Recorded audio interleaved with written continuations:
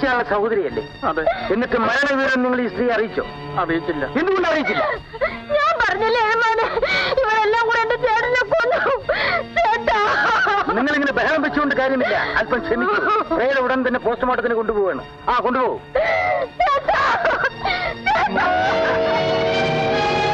ഈ വീട്ടിൽ നിങ്ങളെ കൂടാതെ വേറെ ആരെല്ലാം ഉണ്ട്? എന്റെ കുഞ്ഞും ശങ്കുവാശാനും മാത്രമേ ഉള്ളൂ. ഇയാളാണോ ശങ്കുവാശാൻ? അത്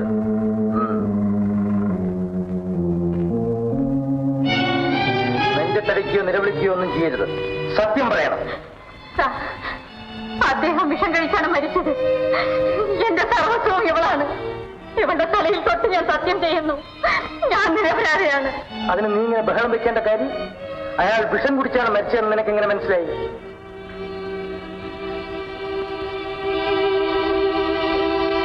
നിന്റെ അസ്ഥി ഞാൻ വെള്ളമാക്കും. വിഷം കുടിച്ചെന്ന് എങ്ങനെ മനസ്സിലായി?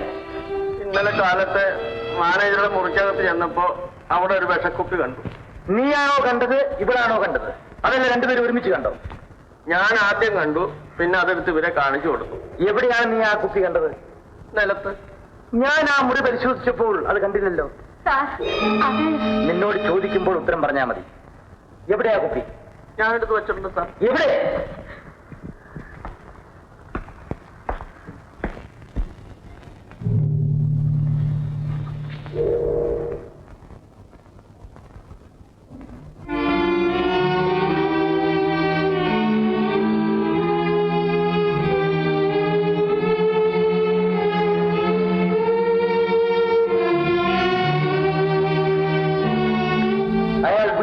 ആത്മഹത്യ ചെയ്താണല്ലേ? അതെ അമ്മ. എങ്കിൽ ഈ വിഷക്കുപ്പി ഇങ്ങനെ എടുത്ത് ഒളിച്ചു വെക്കേണ്ട ആവശ്യം നിന്നോടാണ് ചോദിച്ചത്. വിഷം കുടിച്ച് മരിച്ചതാണെന്ന് പുറത്ത് ആരും അറിയേണ്ടെന്ന് കരുതി. വീട്ടിനകത്ത് ആരെങ്കിലും ആത്മഹത്യ ചെയ്താൽ വിവരം ഉടനെ പോലീസിൽ അറിയിക്കണം. അറിയിച്ചോ? എന്തുകൊണ്ട്? പോലീസിൽ അറിയിച്ചാൽ കൂടുതൽ കുഴപ്പമുണ്ടാവുമെന്ന് ഭയന്നിട്ടാണ് സാർ അതിരുന്നത്. എന്നിട്ട് ഇപ്പോൾ കുഴപ്പമൊന്നും ഉണ്ടായില്ല അല്ലേ? എടീ, മറച്ചു വെക്കാൻ ശ്രമിക്കും തോറും തെളിഞ്ഞു വരുന്ന ഒന്നാണ് കൊലപാതകം. കൊലപാതകം? നിർത്ത്. നിന്നെ ഞാൻ സ്റ്റേജിൽ കണ്ടിട്ടുണ്ട്. നിനക്ക് തന്മയത്വമായി അഭിനയിക്കാൻ കഴിയുമെന്ന് എനിക്കറിയാം. പക്ഷെ അത് പോലീസിനോട് വേണ്ട. അയാൾക്ക് വിഷം കൊടുത്തത് ഇവരല്ലേ? സത്യം പറ. അയ്യോ അല്ല. പിന്നെ നീയാണോടാ? അയ്യോ, പരമസാധുവാണ് സാർ ശങ്കുവാശാൻ. ഒരു ഒത്തുകളി. ഇടീ, നീ നിന്റെ ഭർത്താവും ലോഹിത്തിലല്ലോ കഴിഞ്ഞത്, ആണോ? നിങ്ങൾ തമ്മിൽ മിക്കവാറും ദിവസവും വഴക്കല്ലായിരുന്നു? പൊന്നേമാന്, ഇവർ ഭാര്യാഭർത്താക്കന്മാർ തമ്മിൽ വഴക്ക് കൂടുമ്പോഴെല്ലാം ഞാൻ പറഞ്ഞ് സമാധാനിപ്പിക്കാറുണ്ടായിരുന്നു. ഇന്നലെ രാത്രിയും അവർ വഴക്ക് കൂടി. അപ്പോൾ മാനേജർ പറഞ്ഞു ഇനി അവർ ഒരുമിച്ച് ജീവിക്കുകയില്ലെന്ന്. മതിയാ, നിർത്ത്. ഒരുത്തൻ വിഷം കുടിച്ച് മരിച്ചു. നിരപരാധികളായ നിങ്ങൾ രണ്ടുപേരും ആ വിഷക്കുപ്പി എടുത്ത് ഒളിച്ചു വെച്ചു. വിവരം പോലീസിൽ പോലും അറിയിച്ചില്ല. ഭയം കൊണ്ട് അയാളുടെ ഏക ബന്ധുവായ സഹോദരിയെ പോലും അറിയിച്ചില്ല. സഹോദരി സങ്കടപ്പെട്ടാലോ രാത്രിയോട് രാത്രി കാത്തിരുന്ന് ശവം ദഹിപ്പിക്കും. ശവം ദഹിപ്പിക്കുന്നതും രഹസ്യമായിരിക്കണമല്ലോ. യജമാനെ ഇവരെ അറസ്റ്റ് ചെയ്യും. ഭർത്താവിനെ വിഷം കൊടുത്തു എന്ന കുറ്റത്തിന് നിന്നെ അറസ്റ്റ് ചെയ്തിരിക്കുന്നു. സത്യത്തിൽ ഞാൻ കുറ്റക്കാരിയല്ല. ഈശ്വരനെ സാക്ഷി നിർത്തി പറയുന്നു, അദ്ദേഹം ആത്മഹത്യ ചെയ്തതാണ്. ഇത്ര ഭയങ്കരമായ കൃത്യം മനസ്സിൽ വിചാരിക്കാൻ പോലും എനിക്ക് ശക്തിയില്ല. എന്റെ പേടി കൊണ്ടും അറിവില്ലായ്മ കൊണ്ടും വിവരം ഞാൻ പോലീസിൽ അറിയിച്ചില്ല. പോലീസിനെ വിരങ്ങി വെച്ച് കൊണ്ടുപോകുന്നതും നാട്ടുകാർ കൂടി നിന്ന് പരിഹസിക്കുന്നതും, അയ്യോ, ഒരു നിമിഷം കൊണ്ട് ഞാൻ എല്ലാം കണ്ടു. എന്റെ ജീവിതം ആകെ തകർന്നു. എല്ലാം തകർന്നു.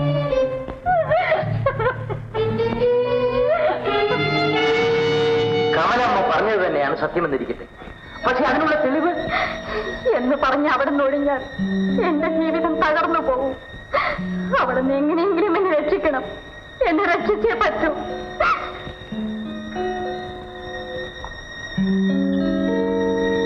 തൽക്കാലം ധൈര്യമായിരിക്കും.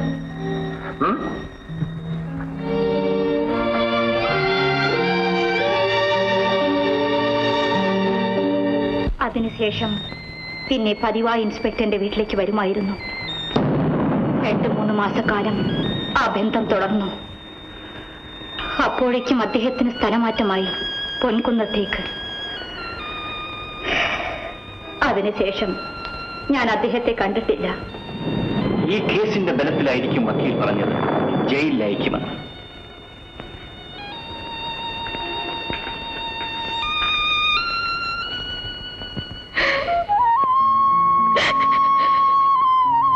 മീനെ, എന്താണ്?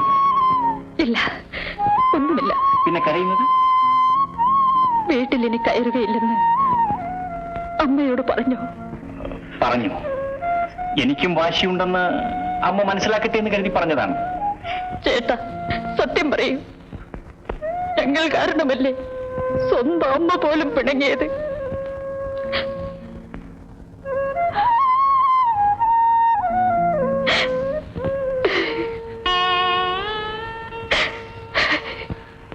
ഈശ്വര, നല്ലവർ ഈ ലോകത്ത് ഈ കാലത്തുമുണ്ടല്ലോ. നന്ദി പറയണമെന്ന് വിചാരിക്കുമ്പോൾ എന്റെ നാക്ക് വരണ്ടു പോകുന്നു. എങ്കിലും നമുക്ക് വേണ്ടി സ്വന്തം അമ്മയെയും തറവാടിനെയും ഉപേക്ഷിച്ച നമുക്ക് എന്ത് സംഭവിച്ചാലും സാരമില്ലമ്മേ. നമുക്കിവിടെ നിന്ന് പോകാം. നമ്മെ സഹായിക്കാൻ വന്ന അദ്ദേഹത്തിന് നമുക്ക് വേണ്ടി അദ്ദേഹം പലതും സഹിക്കുന്നുണ്ടാകും. പുറത്ത് പറയുന്നില്ലെന്ന് മാത്രം.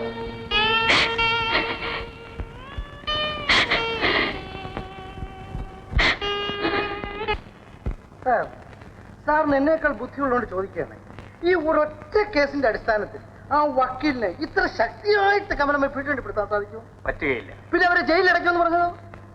എന്തോ ശക്തിയായ ഒരു ആയുധം ആ വക്കീലിന്റെ കൈവശം ഉണ്ടായിരിക്കും. കറക്റ്റ്. എങ്കിൽ അത് എന്താണെന്ന് കണ്ടുപിടിച്ച് ഒരു പരിഹാരം ഉണ്ടാക്കിയില്ലെങ്കിൽ ഇവരുടെ ഭാവി ജീവിതത്തിൽ ഒരു സ്വൈര്യം ഉണ്ടായിരിക്കും. അത് പ്രയാസമുള്ള ഒരു കാര്യമാണല്ലോ ഭാസ്കരപിള്ള. പ്രയാസമുള്ള കാര്യത്തില് ഭാസ്കരപിള്ള ഇന്റർഫിയർ ചെയ്യാറുള്ളൂ. സാർ, ഞാൻ പുകഴ്ത്തി പറയാമെന്ന് വിചാരിക്കണ്ട, ഞാനൊന്ന് ശ്രമിച്ചു നോക്കാം. ശ്രമിക്കാം, പക്ഷെ ജയിക്കണം. ജയിക്കുന്ന കാര്യത്തില് ഞാൻ ശ്രമിക്കാറുള്ളൂ.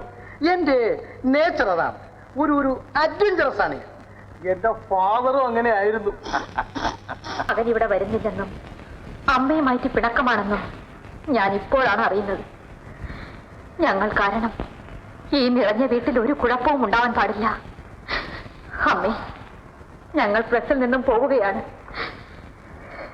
ജീവിതം തകർന്നു പോയ ഞാൻ എവിടെയെങ്കിലും പോയിക്കൊള്ളാം. പക്ഷേ ഞങ്ങൾ കാരണം അമ്മയുടെ മകനെ വെറുക്കരുത്, തെറ്റിദ്ധരിക്കുമരുത്. ഇക്കാര്യം ഞാൻ അമ്മയോട് പറഞ്ഞില്ലെങ്കിൽ എന്റെ മനസ്സിന് സമാധാനം ഉണ്ടാവില്ല. ഞങ്ങൾ ഉടനെ പോയിക്കൊള്ളാം. ഇനി പോയാലെന്ത് വന്നാലെന്ത്, അവൻ നിങ്ങളുടെ വരയില്ല.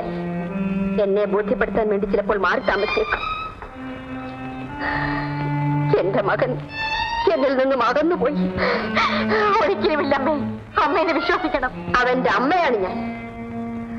അവൻ പിച്ച വെച്ച് നടന്ന കാലം മുതൽ ആയിരം കാര്യങ്ങൾ സ്വപ്നം കണ്ടു തുടങ്ങിയവളാണ്. അന്തസ്സും അഭിമാനവുമുള്ള ഒരു തറവാട്ടിൽ നിന്നും വിദ്യാഭ്യാസവും സംസ്കാരവുമുള്ള ഒരു കൊച്ചു പെൺകുട്ടിയെ അവൻ ഈ വീട്ടിൽ കൊണ്ടുവരുമെന്ന് ഞാൻ കരുതി. അമ്മേ, അമ്മ വിചാരിക്കുന്നത് പോലെയൊന്നുമല്ല. ജീവകാരുണ്യം മാത്രമാണ് അമ്മയുടെ മകന് ഞങ്ങളോട്. ഈശ്വരൻ സത്യം, അമ്മ തെറ്റിദ്ധരിക്കരുത്. ഒരു ധാരണയും എനിക്കില്ല. ആകാശം ഇടിഞ്ഞു വീണാലും അചഞ്ചലനായി നിൽക്കുന്നവനാണ് എന്റെ മകൻ. പക്ഷെ അവൻ വീണുപോയി.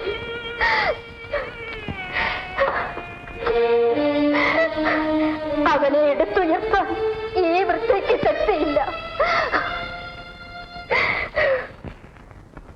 എന്റെ പരമേശ്വര, എല്ലാം നീ പറഞ്ഞ പോലെ തന്നെ സംഭവിച്ചു.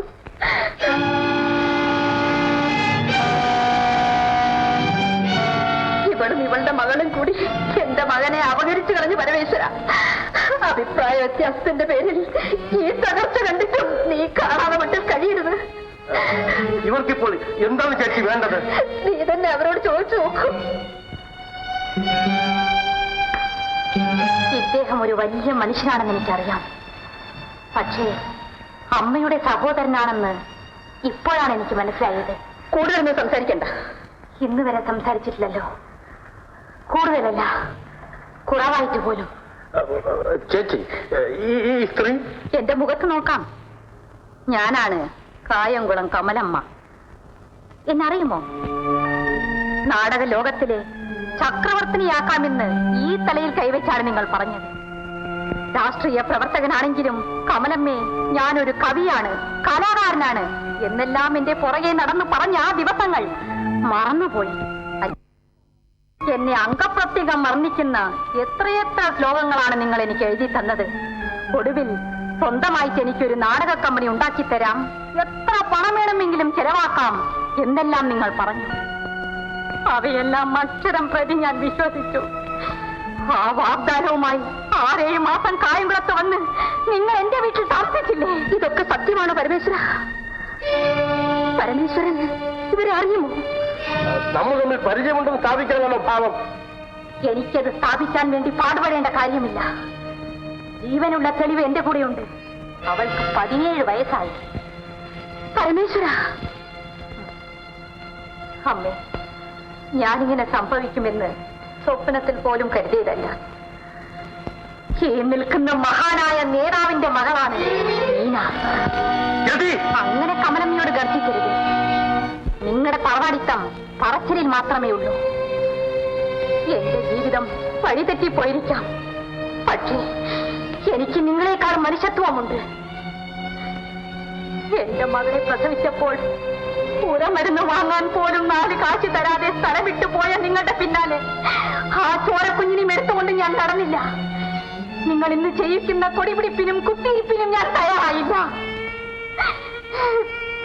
നിങ്ങൾക്ക് വേണ്ടി ജനങ്ങൾ ജയിലിച്ചപ്പോൾ അതിനേക്കാൾ ഉറക്കെ എന്റെ മകളെ കൊണ്ട് അച്ഛ എന്ന് ഞാൻ വിളിപ്പിച്ചില്ല. നിങ്ങൾ ആരും ഭയന്നല്ല. നിങ്ങൾ പേര് പറയാൻ അറയ്ക്കുന്ന എന്റെ സംസ്കാരം അതാണ്. നിങ്ങളുടെ സൽപ്പേരിന് ഒരിക്കലും കളങ്കമുണ്ടാവരുതെന്ന് കരുതി നിങ്ങളുടെ കുഞ്ഞിന് ഒരച്ഛനെ തേടി പിടിച്ചവളാണ് ഞാൻ. ആ മനുഷ്യൻ മുഴുക്കുടിയനായിരുന്നു, എങ്കിലും ഞാൻ അത് സഹിച്ചു. കുഞ്ഞിന്റെ അച്ഛൻ ആരാണെന്ന് ചോദിച്ചാൽ ചൂണ്ടിക്കാണിക്കാൻ എനിക്കൊരു പുരുഷൻ ആവശ്യമായിരുന്നു. നിങ്ങളെല്ലാം വലിയ ആളുകൾ, ശ്രേഷ്ഠതയുള്ള തറവാട്ടുകാർ. ഇവിടെ പിറക്കുന്ന കുഞ്ഞുങ്ങൾക്ക് പൂത്താലിയും പട്ടുടുപ്പും ഉള്ളതുകൊണ്ട് അച്ഛൻ ആരാണെന്ന് ആരും ചോദിക്കില്ല. അമ്മ ഒന്ന് ആലോചിക്കണം. ഞാനന്ന് ഒരു കരിനിഴൽ പോലെ അമ്മയുടെ സഹോദരനെ പിന്തുടർന്ന് ഇവിടെ വന്ന് എന്റെ മകളെ ഈ ഉമ്മർത്തി കിടത്തിയിരുന്നുവെങ്കിൽ നിങ്ങളുടെ എല്ലാം അഭിമാനം എവിടെ പോവുമായിരുന്നു? ആനയും അമ്പാരിയും ഒക്കെ ഉണ്ടായിരുന്ന ഈ തറവാട്ടിൽ ഒരു പൊടി കുഞ്ഞ് കിടന്ന് അലറി വിളിച്ച് കരഞ്ഞിരുന്നുവെങ്കിൽ ഈ നാട്ടുകാർ അമ്മയോടൊന്നും ചോദിക്കുമായിരുന്നില്ലേ? അങ്ങനെ അന്ന് ഞാൻ ചെയ്തിരുന്നുവെങ്കിൽ ഇന്ന് ഈ വീട്ടിൽ എനിക്ക് ധൈര്യമായി കയറാമായിരുന്നു. അത് ഞാൻ ചെയ്തില്ല. അങ്ങനെ ലോകത്ത് വഞ്ചിക്കപ്പെട്ട ഒരു സ്ത്രീയും ചെയ്യാത്ത ത്യാഗമാണ് ഞാൻ ചെയ്തത്. എന്നിട്ട് ആ കമലമ്മയുടെ നേർക്ക് നോക്കി അലറുന്നു. ലജ്ജയില്ലാത്ത മനുഷ്യ, അടക്കി വെച്ചിരിക്കുന്ന എന്റെ ദുഃഖം അണപ്പൊട്ടിയാലുണ്ടല്ലോ, അത് നിങ്ങളെല്ലാം ഒന്നോടെ ഒഴുക്കിക്കളയും. സ്ഥാനമാനങ്ങളും അന്തസ്സുമെല്ലാം ആ ഒഴുക്കിൽ മണ്ണടിഞ്ഞു പോവും. ഞാൻ നെഞ്ചിലിരി ശവിച്ചാലുണ്ടല്ലോ, തലമുറകൾ വരെ നശിച്ചു പോവും. അമ്മേ, ഞാൻ പോകുന്നമ്മേ. അമ്മയോടും അമ്മയുടെ മകനോടും ഞങ്ങൾക്ക് ഭക്തിയുണ്ട്, നന്ദിയുണ്ട്.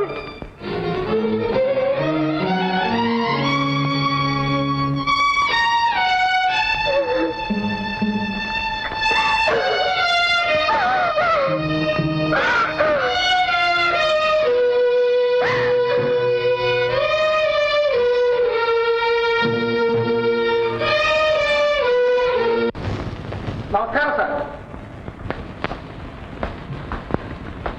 എന്താണ് ഹേ? ഞാൻ സാറിനെ കണ്ട് ചില ഡീറ്റെയിൽസ് അറിയാമെന്നാണ്. എന്ത് ഡീറ്റെയിൽസ് ആണോ? സാറ് ഇന്നത്ര നല്ല മൂഡിലെല്ലാം തോന്നുന്നില്ല. മൂഡിലല്ലെങ്കിൽ തന്നോട് ഞാൻ സംസാരിക്കുമോ? അന്ന് പ്രസി വന്നപ്പോ പ്രധാനം ഇൻസൾട്ട് ചെയ്തില്ലേ? സാർ, അദ്ദേഹം സാറിനെ എന്നല്ല ആരും ഇൻസൾട്ട് ചെയ്യും. എന്റെ സമയത്തിന് കുറച്ച് വിലയുണ്ട് സാർ. ചുരുക്കി അങ്ങ് പറയാം. ആ ആത്മകഥയില് 1-2 അധ്യായം സാറിനെ കുറിച്ച് തന്നെയാണ്.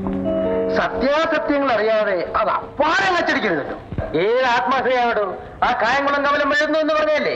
അവൾ എഴുതുകയില്ല. എഴുതി തന്നു സാർ. തരാൻ സാധ്യമല്ല ഹേ.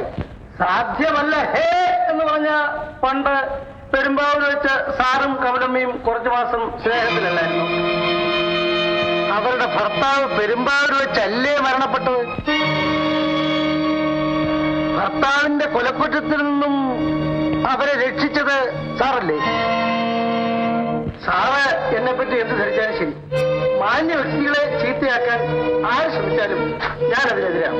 സംസ്കാരമുള്ളവരെല്ലാം അതിനെതിരായിരിക്കുമല്ലോ. അവരിപ്പോഴും ആ പ്രസിൽ തന്നെയല്ലേ താമസം? പാക്ക് ചെയ്യാൻ വരട്ടെ, ഗോപാലൻ നായർ വന്നേക്കും. എന്തിനാ വീണ്ടും ആ ദ്രോഹി വന്നിരിക്കുന്നത്? എന്തോ എനിക്ക് വല്ലാത്ത ഭയം തോന്നുന്നു. പ്രതാപൻ സാറ് നിങ്ങളോട് ചെല്ലാൻ പറഞ്ഞു.